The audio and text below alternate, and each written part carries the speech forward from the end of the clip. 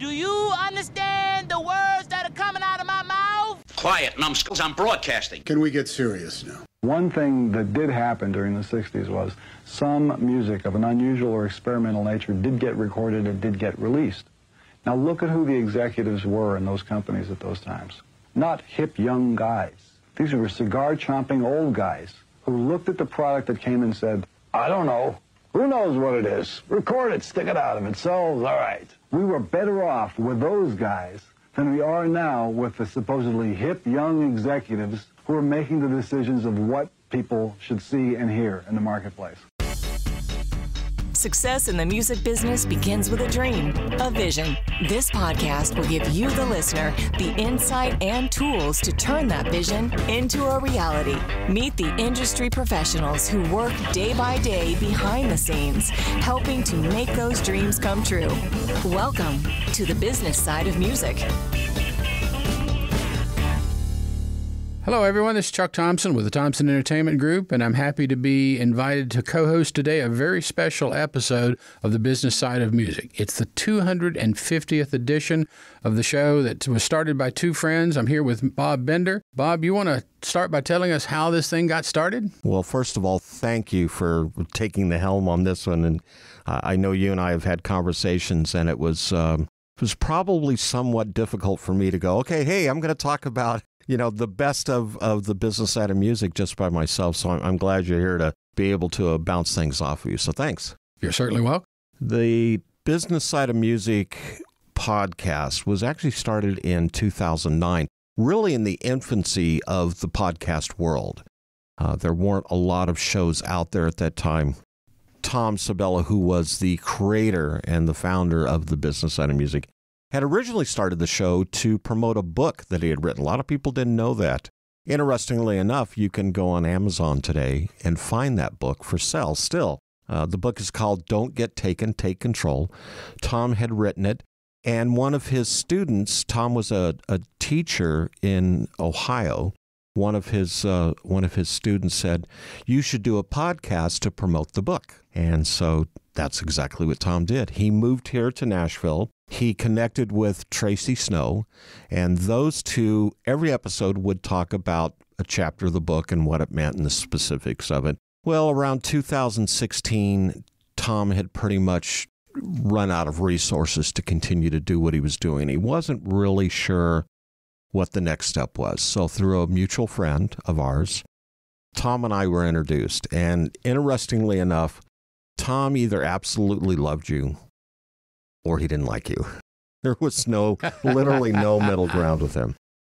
And so we had a meeting. We met at Panera Bread Company, had a conversation, talked a little bit about the show and really what my viewpoint is and my thoughts and where I saw it going. And honestly, I knew very little, if nothing, about podcasting at that point. I had produced some syndicated jazz radio shows. I had produced some live concerts and tours and had been in the record business, but really never knew what a podcast was all about. Anyway, the meeting ends, and I called our mutual friend later on, and I said, how did that go? And he said, well, to be honest with you, Tom didn't really like you. Okay. But he came around, and we had a couple more meetings in very short order, and it was the perfect time for me. I was transitioning out of one part of my life career-wise, looking for something else, and this just came at the most opportune moment.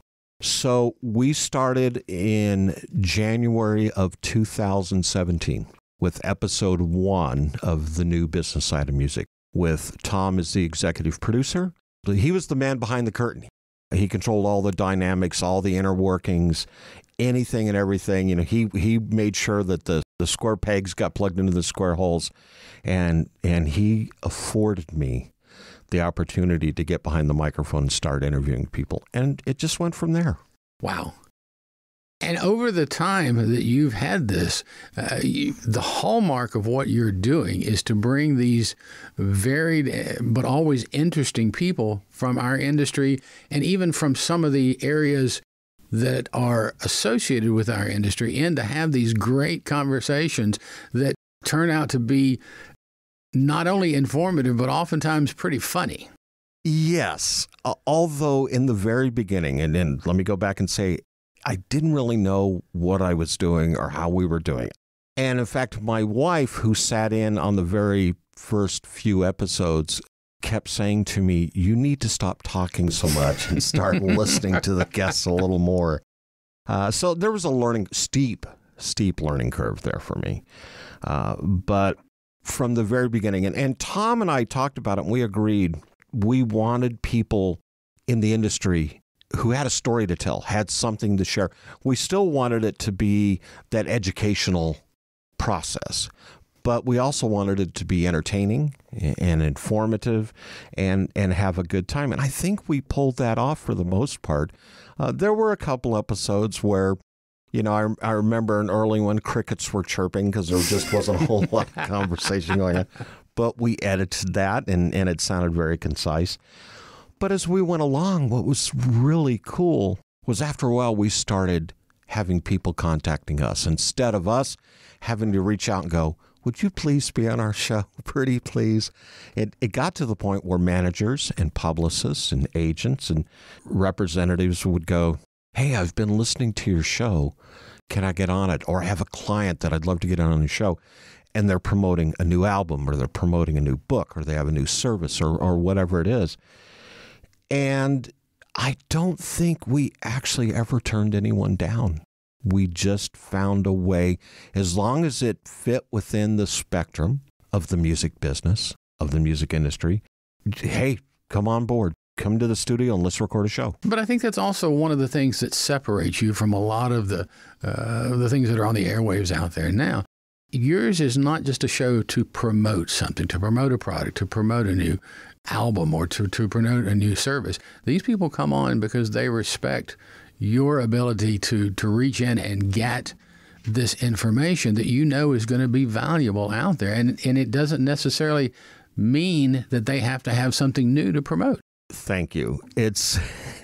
That was part of that learning curve, where my wife would say, talk less, listen more. And a big component of that for me was doing my research, doing some background history on the people. Sure, the publicist or the manager or whoever would send me a press release, and that's nice because those are always pretty much positive, got the fluff pieces of the bullet points. I'd always want to dig a little deeper. Let's find something. Let's find a question that maybe somebody else hasn't asked or hasn't asked in a long time. And what I discovered was, with quite a few of our guests, those questions were the ones that you could see their eyes light up all of a sudden because they're going, great, this isn't the same old interview, that we have so many times, blah, blah, blah. And Tom was so much a part of that we would ask questions that the guest would literally look at us and go, where did you dig that up? Where did you find that? And to me, that was like, okay, that's the icing on the cake.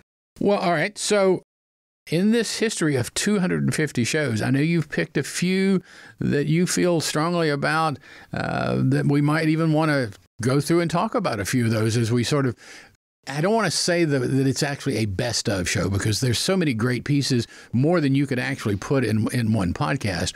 But each of these that we're going to talk about, I think, has a little special piece for you, correct? They do. And some of them are very personal connections.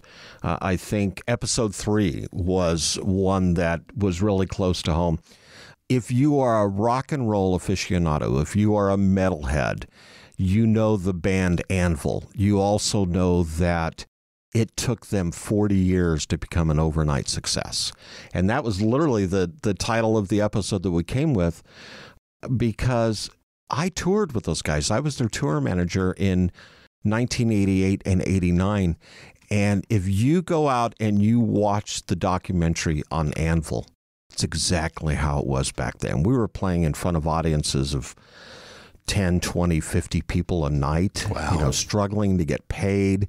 Do we have enough money to get the bus to the next gig? That type of thing. So in the very beginning stages, remember what I said earlier, I was reaching out trying to find guests. Will you please be on the show? And I had not talked to Steve Kudlow, who his stage name is Lips. He's known as Lips as the lead singer of Anvil.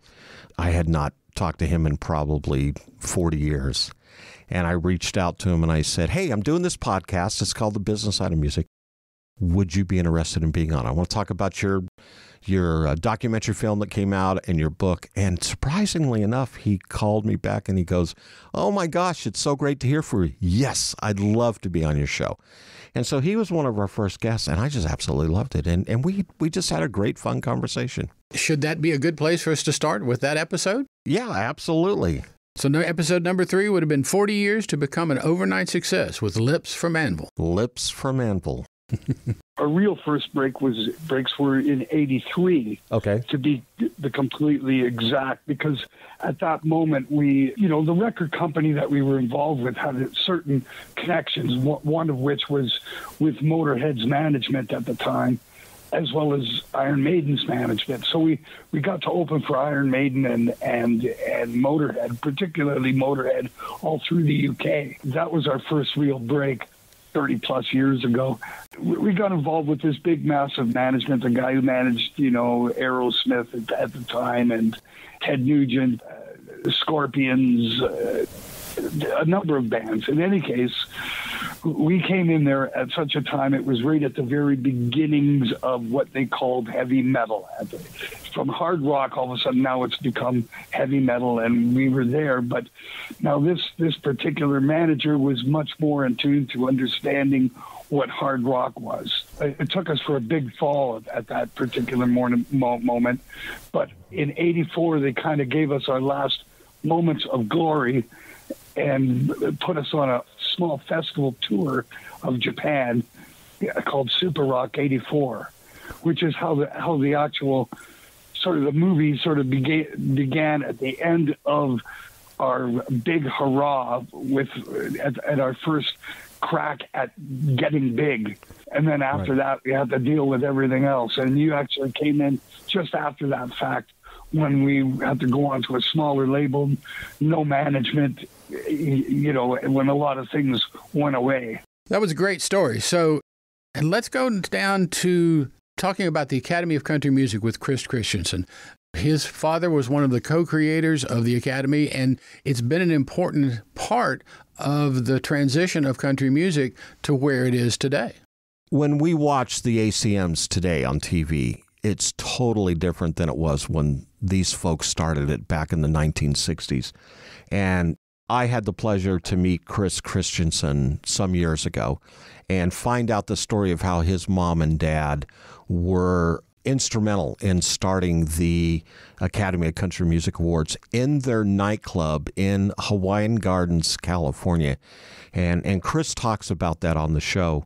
It was such an impactful moment, but I think, and the clip I want to play on this episode is where some years later, Chris's dad had passed away. His mom was now in a wheelchair, and his mom, before she passed, wanted to have the opportunity to go to the ACMs one more time. And Chris made an arrangement by calling them, and here's that bit. And I was pretty sure by this time, which was, I think, 1999, they had been forgotten completely, other than maybe somebody looked up the archives. Yeah, that's what I thought. Yeah. So anyhow, Mom is like in her 90s and pushing the envelope as far as longevity. Yeah. In a wheelchair. In a wheelchair, but still really mentally active. Oh, I'm sorry. It was 2009. Anyhow, I had this desire to take Mom to an award show one more time before she wasn't able. And I'll call the Academy and see if I can get some tickets. It was fairly late. The show is usually in early April, and I think it might have been March. So anyhow, I looked up the Academy phone number and saw that they had moved from downtown LA, where they used to be in Santa Monica, over to Encino. Called up the Academy. So I saw that the new CEO was a gentleman by the name of Bob Romeo. So I thought, well, I'll just pull a few strings, and I got a hold of a secretary, and I said, I'd like to talk to Bob Romeo. And she goes, well, can I say what it's in regards? And I said, well, it's just in regards that I'd like to see about getting some tickets for this show. And she goes, well, let me see if he's available, and may I have your name? I said, yeah, it's Chris Christensen. So she goes, okay, hold on a minute. Well, in 2 minutes, Bob Romeo comes on the phone and he goes, who's this? I said, this is Chris Christensen. He goes, are you at all related to Chris and Mickey Christensen? I said, yeah, they're my parents. And he goes, wow, what can I do for you? I went, well, you can talk to me for starters. That was a good thing. Yeah. I said, Mom is up here in Morro Bay, Central California with my wife and I. I would like to bring her to a show before she's gone. But she's 92 and she's in a wheelchair.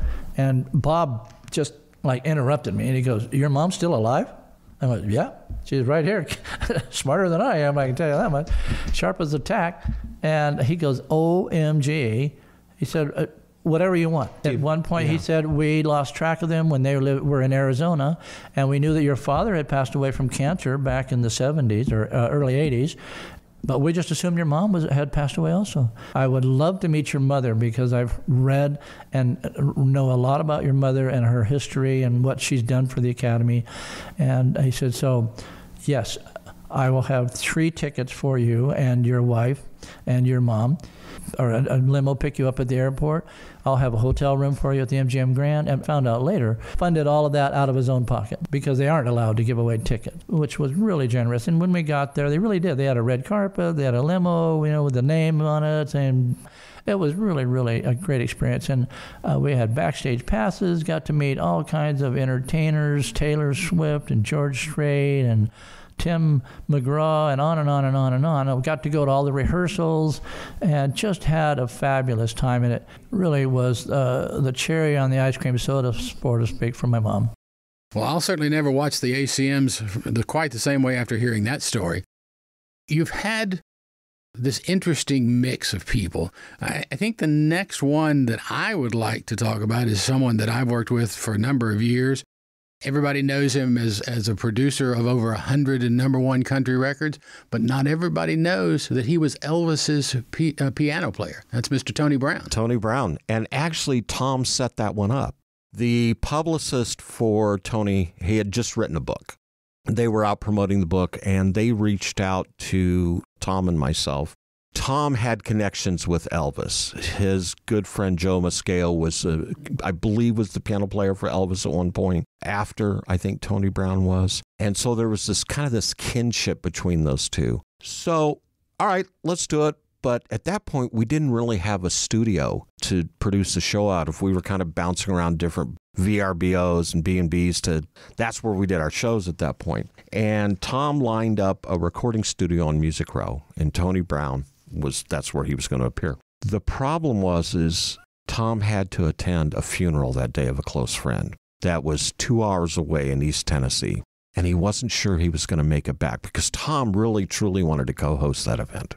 6 o'clock at night, we're doing the interview. We normally do them in the mornings or the afternoon. 6 o'clock that night, we're doing it to fit within Tony Brown's schedule. And about 4 o'clock, Tom calls me and he said, I'm just now leaving. I'll get there as quick as I can. And I said, all right, well, I'll stall as much as I can, but this is Tony Brown. We were probably into the middle of the first segment of our interview with Tony, having a nice conversation, talking about his history in the book. And as you said, his 100 #1 country hits. I mean, you could go on for hours with this guy. And I get this text from Tom, and he's like, I'm 15 minutes out. I'll be there as quick as I can. So we take a break. And Tom shows up, and he introduces himself to Tony, and they start talking about that connection of Elvis that they both had. I want to say it was 30 minutes later we finally got back on the microphone and continued on the conversation. The whole time the publicist, she's tapping her watch going, but they were having so much fun. And that interview wound up being almost 2 hours long. We edited it down, obviously, to fit into our protocol, which is typically for us is 30 to 45 minutes, no more than an hour. But those two had so much fun, and Tom was thrilled that he finally got to meet Tony Brown, and they got to talk about Elvis. So he had never met Tony prior to that? Never had, no. Wow, that's great. Yeah. Well, with all that being said, I need to pour a glass of bourbon at this point. refresh my vocal cords a little bit. But we're going to take a break, get a word in for one of our sponsors who we truly appreciate supporting this show. And then Chuck and I will be back to have some more conversation about 250 episodes of the business side of music. Sounds like fun. You're listening to the business side of music. As a musician, you have a dream, that vision of what success looks like for you. Though it's not only about the money, money is part of it. Whether you've been extremely successful or you're just striving to maintain a regular cash flow, you need a plan. Money Concepts can help you develop a customized plan to achieve the financial stability and success you want. For over 40 years, Money Concepts has been providing holistic financial planning services to individuals, families, and business owners. As an independent firm, Money Concepts and their associates are committed to always represent the best interest of the client. It's really about a committed, benevolent interest in them personally. This independence, coupled with that committed, benevolent interest, means they represent you, the client, not a product supplier. It's not about selling products, it's about helping you achieve success. To learn how this can benefit you, contact my buddy, John Adams, with Money Concepts at 737-867-9309. That's 737-867-9309. You can also email John at jadams@moneyconcepts.com. You're listening to the business side of music. Welcome back to the business side of music, the 250th episode. I think the next one that might be worth talking a little bit about is your conversation with Ken Mansfield, where he talks about witnessing the Beatles' final concert on the rooftop. We actually had a couple episodes where we had some folks who were intimate with the Beatles. We had David Stark on last year, who had written a book called, I think it was called Growing Up with the Beatles. And he talked about kind of his exploits and escapades of just kind of being in the right place at the right time, meeting John Lennon and Paul and the boys. And with Ken Mansfield, it was a completely different story. So let me preface that by saying, here in Nashville, there's a group of guys that get together that is called the CCM Old Dudes. Now, that's contemporary Christian music, and it's everybody from Gary Chapman to Phil Keaggy, from John Schlitt, from Petra. And in that group, of course, was Tom Sabella, and Ken Mansfield was there. Now, Ken Mansfield, if you didn't know who he was actually the head of, had been working at Capitol Records in Los Angeles, and was asked to be the head of Apple Records here in the U.S. Well, on that fateful day that the Beatles did their final rooftop concert, Ken was in London. And if you ever look at the pictures of the Beatles on the rooftop, there are two people that weren't the Beatles per se. One of them I was very close to, which was Billy Preston, because I was Billy's tour manager in the late 80s and early 90s, who was playing keyboards. But the guy in the white coat sitting on the side of the stage, that was Ken Mansfield. And he was there from the very beginning of that to the very end. And he wrote a book about it called On the Rooftop, Witnessing the Beatles' Final Concert. And that's Ken. What a great thing to be a part of. Yeah. Imagine that. You are one of maybe a dozen people, including the film crew, that got to be within 10, 15 feet, if that, from the Beatles doing their final performance. And it was just some amazing stories he had to share. And once again, he and Tom were such good friends that it was just a great conversation. So many of the people in our industry start in one place and go somewhere else. And I think one of the things that's always amazing about our industry are the people that start in one place and go to another.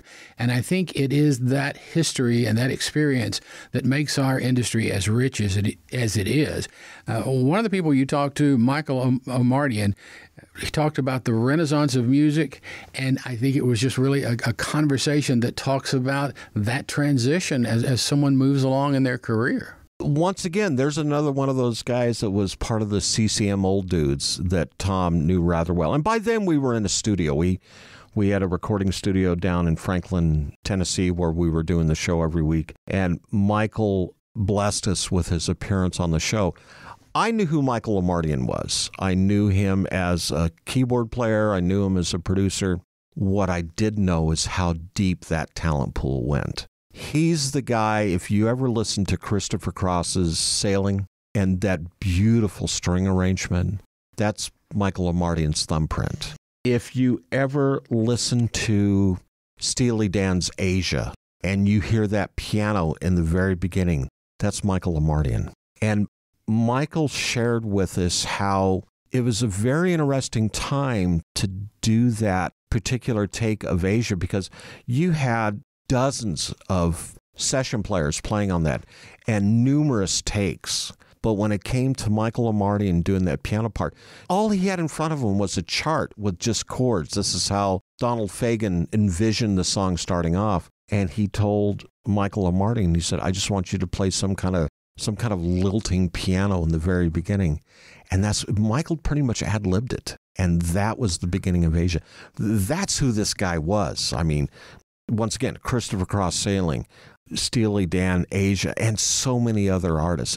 You know, one of the things we've always tried to do on the show is not only capture that essence of the music business, but I think there's a part of it that we overlook sometimes, and that's the history, the legacy of what these people have accomplished, what they started out doing that nobody else did. And they really are the ones that, the reason we have the artists that we have today, were influenced so much by these people. And so I think Michael is one of those. And that he stayed around to guide the future stars of our business. Yeah, absolutely.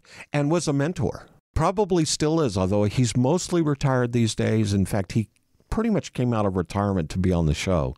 It was just it was such a great opportunity to have him on. One of the things to me that makes the business side of music different is the conversations that you have with people who are not just making music. And one of those conversations was a holistic approach to music and its effects with Mindy Peterson. I just thought that was a fascinating conversation. It was a different conversation. Mindy and I had actually met virtually through the Ultimate Music Business Summit conference that I have spoken at for 3 years now. And Mindy and I started communicating, and I found out that she had a podcast. Now, typically we won't have other podcast hosts on our show because it's our show. We want to talk about our guests on the show. But Mindy had such a unique approach. And what was interesting about her is she was trying to find information on the holistic wellness aspects of music and its effect on people. And I just thought that was so cool. And so we got to start talking, and I said, I got to have you on the show. And it's been interesting. I've been following her podcasting career, and she's had some great guests. Now, I will say this. It's a completely different world than ours. The guests that she has and the topics of conversation. But I thought it was a nice fit, and it's getting back to what we talked about in the original segment, which is it needs to be fun, it needs to be informative, and it doesn't hurt that it's educational. And hers was definitely an educational experience. And so Mindy has been one of our biggest supporters. We absolutely love her. She'll drop me notes every once in a while and go, man, I love that certain episode that you did. That was a great story. So, yeah, holistic approach to music and its effects with Mindy Peterson. Different show, rather unique, but I'm glad that was one that we got to air. And you can't have a podcast or show or even a conversation about music without talking about the musicians that make it happen. You had a conversation with Paul Wardico, a master of drumming insanity and a genius of the sticks. And I think that speaks to any drummer out there. Well, you're a bit of a drummer aficionado that I know of. Paul that was a personal one for me in that he had been the drummer for the Pat Metheny group for many, many years. And anybody that follows me on Facebook or just ask my wife, she'll tell you, I'm a huge Pat Metheny fan. I love all of his music, have all of his albums. And I reached out to Paul Wardico one day and I said, hey, I've got this podcast. I'd love to have you on the show. Would you be interested? And he got right back to me. We wound up doing 2 separate interviews because we had so much information about what it was like to tour with Pat Metheny, how they put that music together in the studios. For me, it was a personal best. I mean, it was one of those that was very close to home. It's something that I enjoyed, even if nobody else listened to it. It was just, for me, it was fun.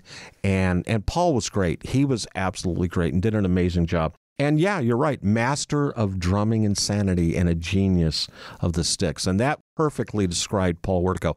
He's now a professor of music business at Roosevelt University in Chicago. So the guy's gone places. I guess so. Yeah. You've had quite an illustrious list of people, but I think that there are some, as someone who is in this business and has a great deal of respect for the people that have created particularly special music. One of them has to be Chris Hillman. I mean, the segment Rarefied Air in My Life as a Bird and a Flying Burrito Brother, it captivated me from the very beginning. When you think about what Chris Hillman accomplished in his career, and he's still out there and he's still going strong, and it was interesting because his publicist, I believe, at that point said, "You get Chris for 15 minutes, and that's it." And I said, there's no way in hell we're going to have a conversation for 15 minutes with Chris Hillman. There's just too much territory to cover. And she says, well, try and keep it as close to 15 minutes as you can. Well, that conversation, once again, it wound up being 45 minutes or so of talking about that rarefied air. I mean, so he was a member of the Byrds. He was a member of the Flying Burrito Brothers. He was a member of Desert Rose Band. I mean, this guy was a living legacy in the music business. And when you think about any one of those groups, plus all the others that he had been in, he worked with the Nitty Gritty Dirt Band, those, to be a member of the Byrds. Oh, and Manassas with Stephen Stills. I didn't think about that. He was a member of Manassas with Stephen Stills. When you think about that, this guy literally walked on musical hallowed ground and the folks that he was with. So you got to have someone like Chris Hillman on the show just to once again, to talk about that legacy and that history and learn a thing or two of the early days of the music business, rock and roll in the 60s and the 70s. Let's end this segment with a special episode, one that I know that is very dear to you and all the people that work with you. But you did a Christmas show with Tom Sabella. That one actually wound up being an episode that I didn't realize would be the last time I would ever see Tom. And it would be the last time he'd ever be in the studio. We lost him to COVID a month later. And it was so quick and sudden. We were all stunned.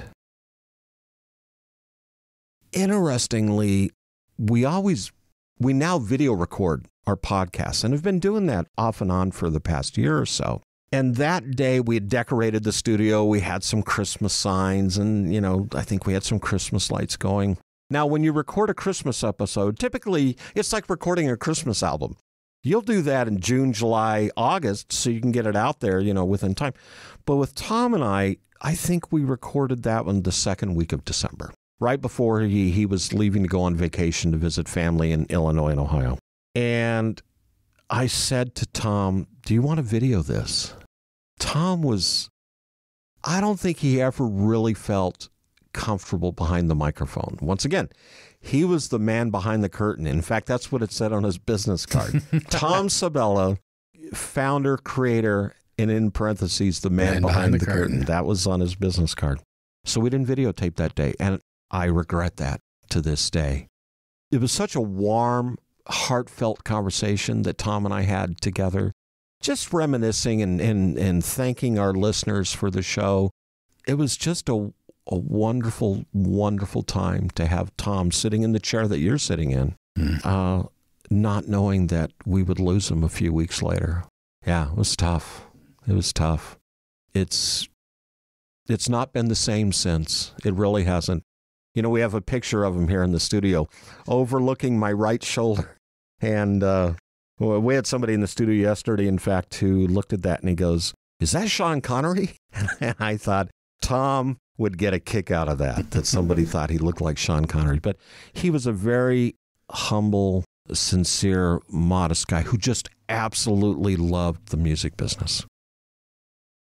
You're listening to the business side of music. Whether you consider yourself a musician or not, music is all around us, and it affects our everyday lives. Whether it's background music influencing our shopping habits in a store, organ music adding the vibe to a baseball game, or a playlist convincing us to keep going on that last mile of a run. I'm Mindy Peterson, host of the podcast Enhance Life with Music, where we take a holistic look at music's benefits through the lens of science and medicine, entertainment, and business. You can find me and Enhance Life with Music at mpetersonmusic.com/podcast or wherever you get your audio. Since 1963, Korg has been creating new experiences in music and performance. That is what drove the creation of some of Korg's most legendary products, such as the Poly 6, the M1, the Electribe, the Triton, the Minilogue, the Kronos, Wave State, Op 6, and most recently the Nautilus, which is what we have here in our studio. Korg is dedicated to creating new, innovative, and uncompromising instruments which maintain the highest quality to inspire music makers, past, present, and future. Visit Korg.com or your favorite Korg dealer to get your hands on one of their products and start creating new music always. Korg, the official sponsor of the business side of music. You're listening to the business side of music.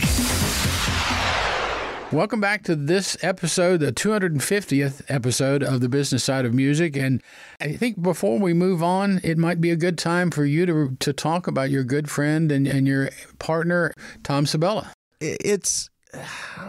I almost overuse the word interesting here, so I'm going to try not to do that. Tom was very unique, and I didn't realize how much of an individual he actually was until Debbie, my wife, and I went to his memorial service in Ohio.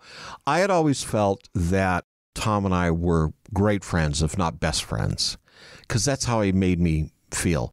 Tom was that guy that, as I mentioned in the very beginning, when I was going through a transition in my career and trying to really kind of re-identify myself and find a new place for me to get some firm footing, Tom was the first one there. And he was like, let's just do this and let's have fun. As we got to know each other and we'd go out and we'd have breakfast together, or we'd have lunch together, or he and his wife and Debbie and I, we'd have dinner with them every once in a while. I found that I had a friend, in addition to a business partner and an executive producer. And this guy, Tom Sabella, he would say to me on the phone, I spent 8 hours today doing this or doing that and working on the podcast. And I'd be kind of like, yeah, whatever. When he passed away and all of that fell into my lap, I went, holy cow, he wasn't kidding. This is a lot of work. And Tom did it without question, was never begrudging about doing it. He just loved it so much. Well, when we got to the memorial service in Ohio in March, and Tom's family treated Debbie and I as if we were family. They invited us to the house. Mama Sabella, Tom's mother, is still alive, God bless her, 90 some odd years old, made homemade meatballs for all of us, made sure that those were delivered to the hotel room for us where Debbie and I were staying. We wound up going to her house to visit, and at the memorial service, everybody came up to me and said, Tom always spoke so highly of you, and he absolutely loved you. But then you get to that point in the memorial service where everybody starts going up and sharing their moments with Tom Sabella. As I'm listening to these people talk, I'm going, I don't think I was the only one that was the best friend with Tom Sabella.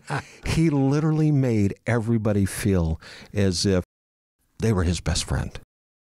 And I don't know too many people that could have pulled that off as well as he did. And he sincerely meant it. And to me, that was, okay, Tom, I get it. You just, everybody's family, everybody's best friend. And that made us doing this show so much easier and so much better. He was a very special part of the business side of music, and he's going to be missed by all of us. Oh, always, yeah. We'll never forget him. Once again, it's why that picture hangs here in the studio. Let's move on maybe to another reason that the business side of music is as unique as it is. You had a really big conversation with Lori Morgan, and it wasn't a usual conversation about songs per se and about being on the road. It's entitled A Tough Business and No Place for Sissies, and that's perfectly Lori Morgan. If you know Lori Morgan, and for those of you around the world that not necessarily know who Lori Morgan is, first of all, member of the Grand Ole Opry, country music legend, was married to Keith Whitley, a country music legend in his own right.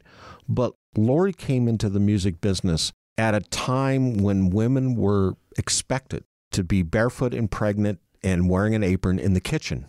And Lori was, for a lack of a better term, she was a bit of a rebel. And she was like, oh, hell no. And she followed in the footsteps of Patsy Cline and Loretta Lynn and just those great, amazing, legendary namesakes. The conversation we had with Lori was literally all over the gamut. We talked about, obviously, her time with Keith Whitley, which is up close and personal. We talked about a little bit about her dad, who was also a Grand Ole Opry member. We talked about her career and what it was like to be out with George Jones. One of the things that she shared in the show was at that point in George Jones' life, their alcohol and drugs ran amok. And for Christmas one year, George offered everybody a little bit of cocaine. And Lori said, I don't want cocaine. I want an actual gift. And he said, well, what do you want? And I think it was cowboy boots, if I remember. And so the next day he went out and bought her cowboy boots, and she thanked him very much. Then everybody else on the tour bus goes, well, wait a minute. What a great story. That's what I want. And then, of course, we talked about her hot chicken, that Lori's actually kind of famous. Nashville is famous for its hot chicken, and Lori's kind of famous about her hot chicken. In fact, they did a music video with a lot of Nashville celebrities that we have on the video, the webcast of the Business Side of Music, the episode with Lori Morgan. So Lori Morgan is an ambassador for Nashville hot chicken in Music City. But yeah, no place for sissies in this business. And she is a tough, tough survivor. And she made it work. And she's still out there going strong. The music industry is so easy to get into, but when I was growing up, you were blind in the dark, trying to find your way, where you fit in, and if somebody on Music Row would even listen to you. So I had to find my way in the blind, in the dark, and I think it gave me a lot of strength to do that, to do it that way. But I never really had a plan. There was never a plan. It just kind of fell into place after my dad died.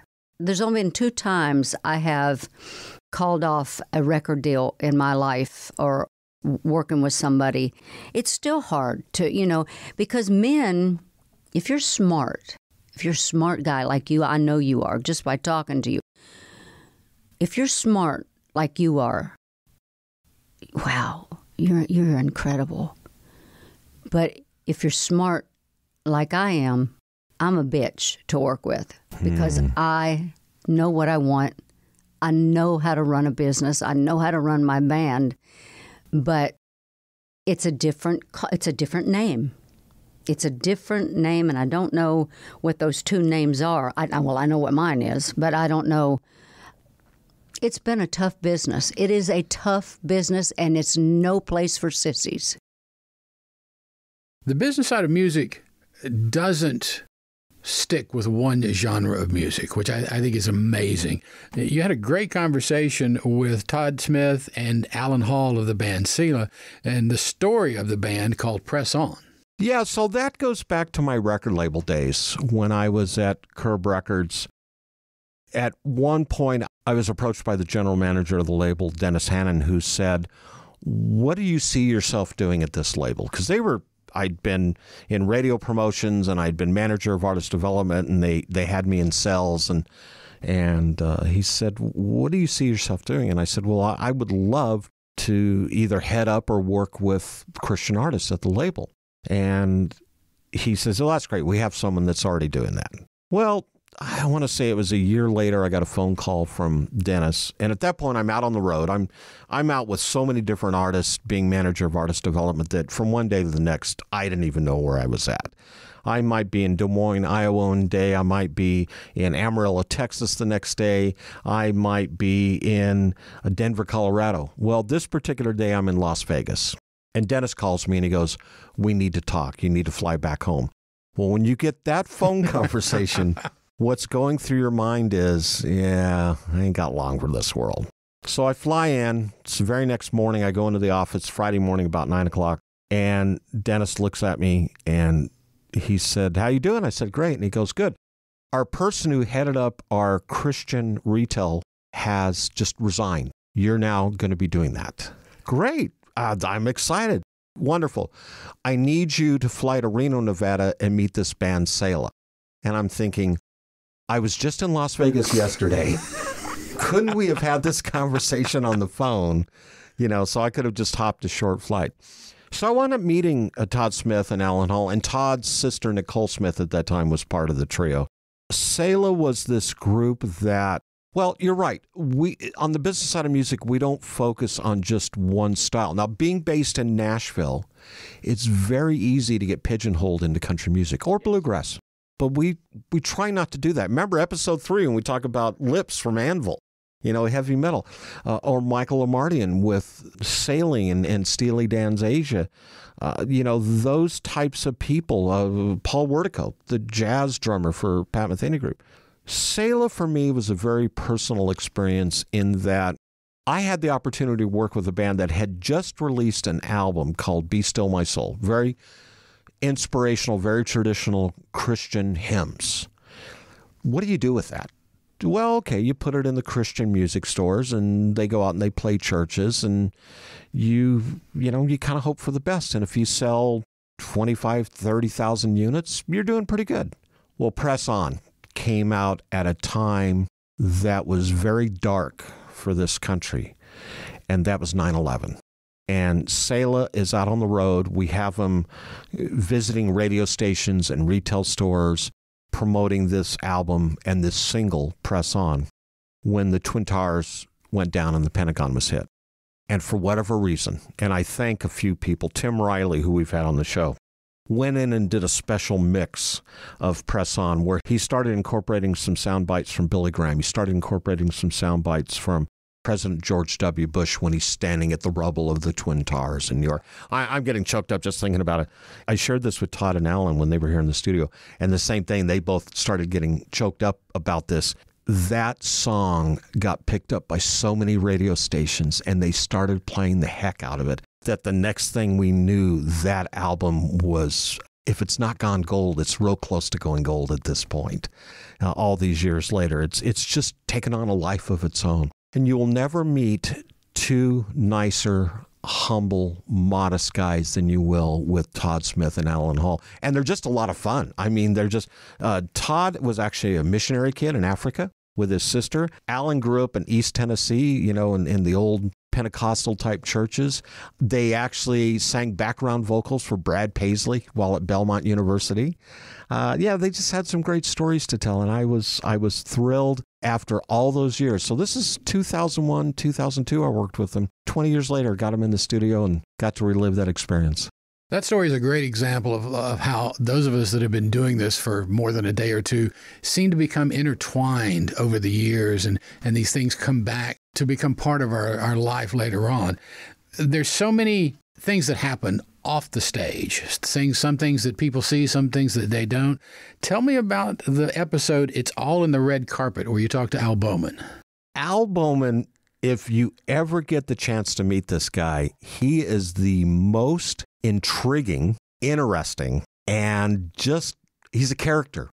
A buddy of mine who we've had on the show in the past, Hemp Meadows from the group Hemp and Denim, said, "Hey, I've become friends with this guy, Al Bowman.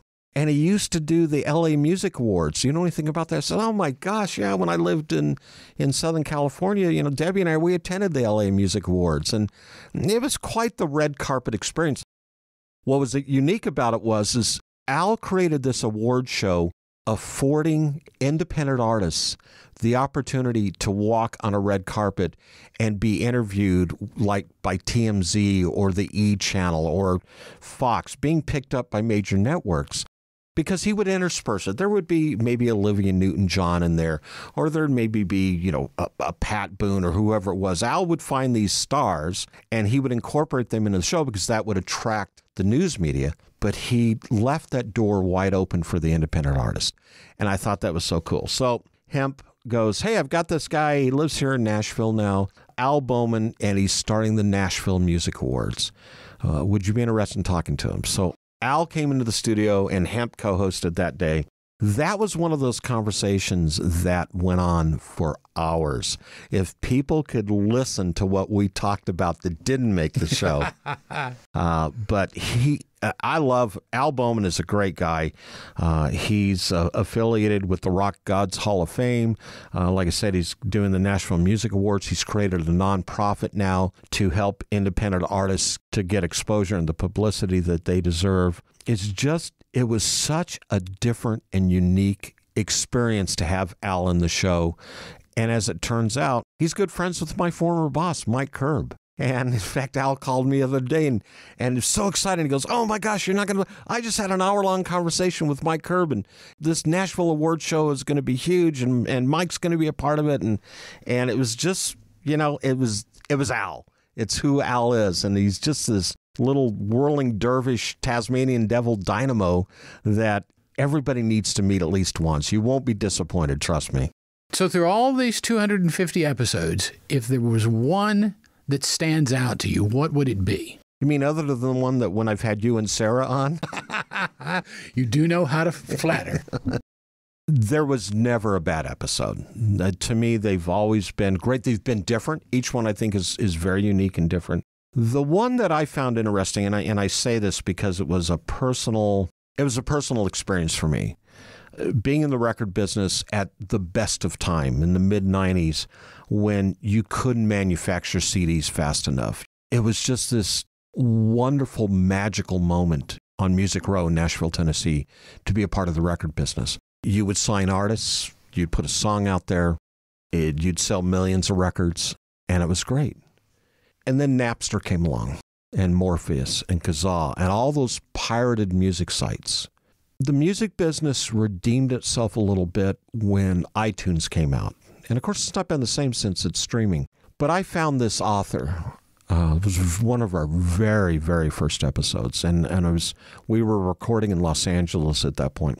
This author by the name of Stephen Witt had written a book called How Music Got Free. And this guy had actually researched it and got down to literally ground zero. He found the one guy that was actually literally smuggling CDs out of the manufacturing plant, one of the biggest distribution companies in the world.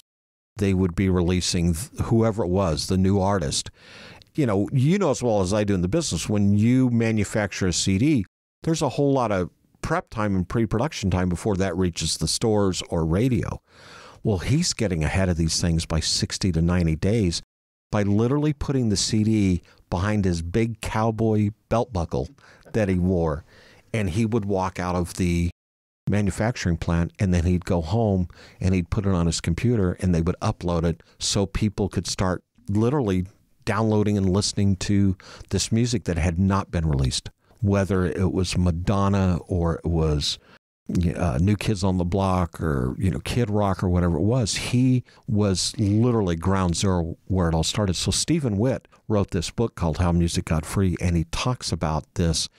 And in those days, the RIAA, which is the Recording Institute of America, and the FBI and several other entities and agencies were going after the 12-year-old girls in Brooklyn, New York, who had downloaded the music, or going after their parents and, fining them, exorbitant fines, sometimes $200,000 or more, because they didn't know what else to do. Well, they finally caught this guy, and he didn't get off as badly as people thought, but I thought that the book that Stephen wrote really tells the story of how the music industry went from being a hard physical product of selling CDs to where we are now, which is streaming. And it changed the music business forever. And I just think, to me, that one was kind of a perfect fit for anybody that wants to know how we got from point A to point B in about less than 20 years. And, what is that next technology that's going to be out there that's going to change the music world? Because I don't know what it's going to be. We're all talking about blockchains and NFTs and alphabet soup type stuff. I don't think we're ever going to see the transition that we did that went from CDs to downloads to streaming in such a short amount of time, and how it affected the revenue of the record industry. Bob, we've been friends for a long time, and let me be the first to congratulate you on this achievement of 250 episodes of The Business Side of Music, and thank you for inviting me to sit in with you today. It's been a great time going through some of these highlights, for lack of a better term, of the show, and then to sit here and look at all the other pieces that we didn't get a chance to go over. So thank you again, and I look forward to the next episode. Thank you so much for actually being a part of this and agreeing to do it. And yes, I think there's so many more episodes we could have included that were great. And we really did kind of just touch on a few of them. But it's been an amazing ride, and we're looking forward to the next 250. I'll leave it at that. Hi, this is Tom Sabella, the creator, founder, and co-producer of the Business Side of Music podcast. It's loyal listeners such as yourself that make our podcast successful. Thanks to all our loyal listeners. We love you. The Business Side of Music is the creation of Tom Sabella and Tracy Snow and is produced by Bob Bender. The Business Side of Music is recorded at Music Dog Studios in Nashville, Tennessee. Production sound design by Keith Stark. Voiceover and promo by Lisa Fuson.